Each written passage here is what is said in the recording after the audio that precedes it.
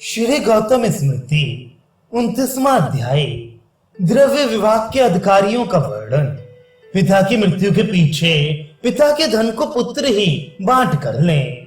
पिता की जीवित अवस्था में माता की रजो निवृत्ति हो जाए और पिता की इच्छा करे तो धन बांट दे। यह संपूर्ण धन बड़े पुत्र को देकर अन्य पुत्रों को केवल भरण पोषण के निमित्त ही दे सकता है। यह बड़ा भाई छोटे भाइयों का पिता के समान पालन करे और विभाग करे तो धर्म से 20वां भाग अधिक धन और दोनों ओर के दांत वाला बैल ज्येष्ठ भाई को दे।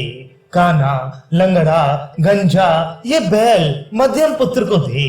और यदि अनेक बैल हों तो गौ, कवच, गाड़ी और एक एक पशु छोटे भाइयों को दिया जाए और शेष सब धन को बराबर बराबर बांट लें। बड़े भाई को 2 भाग और छोटे भाइयों को एक एक भाग देना उचित है। और अपनी इच्छा से ही सब भाई एक एक भाग ले लें। 10 घोड़े या बैल आदि पशुओं में से क्रम से सब भाई एक एक ले लें, परंतु बड़े भाई को एक अधिक देना उचित है। और सबसे बड़ी स्त्री के पुत्र को 16 बैल दे, अथवा छोटे भाइयों को भी उसके समान ही दे और माता को भी उसी के समान भाग पिता दे। जिसके पुत्र ना हो वह पुरुष ये प्रतिज्ञा करे कि मेरे लिए अपत्य पुत्र इसमें हो और अग्नि प्रजापति का पूजन कर पिता पुत्रिका को दान करे। कोई ऐसा कहते हैं कि अभिसंधि होने से ही पुत्रिका हो सकती है। इस कारण पुत्रिका के संदेह से जिसके भाई ना हो उस स्त्री से विवाह ना करे। पिंड, गोत्र, ऋषि इनके संबंधी धन को बांट लें और जिसके पुत्र ना हो उसकी स्त्री भी धन ले ले या देवर से पुत्र को उत्पन्न करे। और जिसके देवर हो वह यदि किसी अन्य से उत्पन्न कर ले तो उसका धन बिना ब्याही और अप्रतिष्ठित कन्याओं का होता है। भगनियों का शुल्क माता की मृत्यु हो जाने पर पीछे भाइयों का होता है।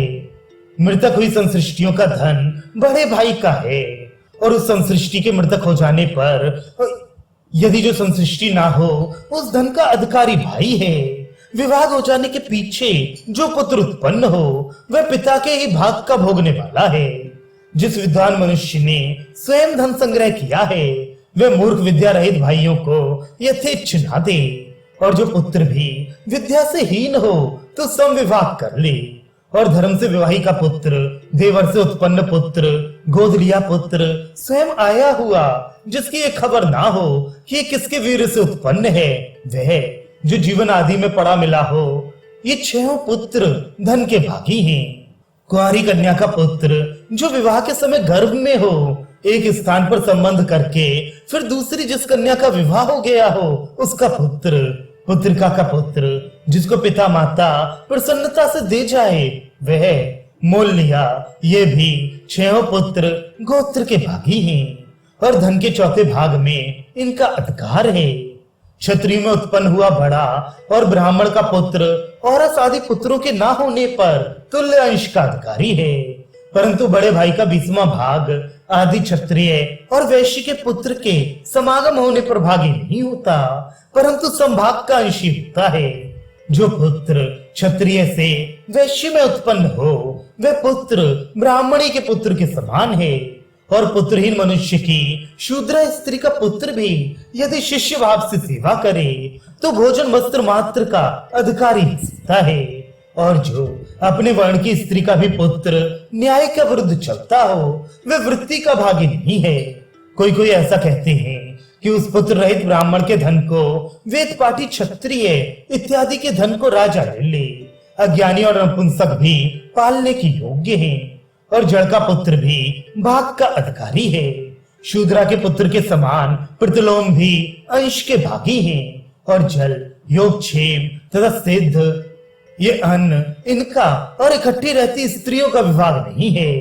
जिस पाप का प्रायश्चित शास्त्र में विदित ना हो तो उसका क्रमानुसार तर्क करने वाले लोभ से हीन 10 जनों से निर्णय कर ले।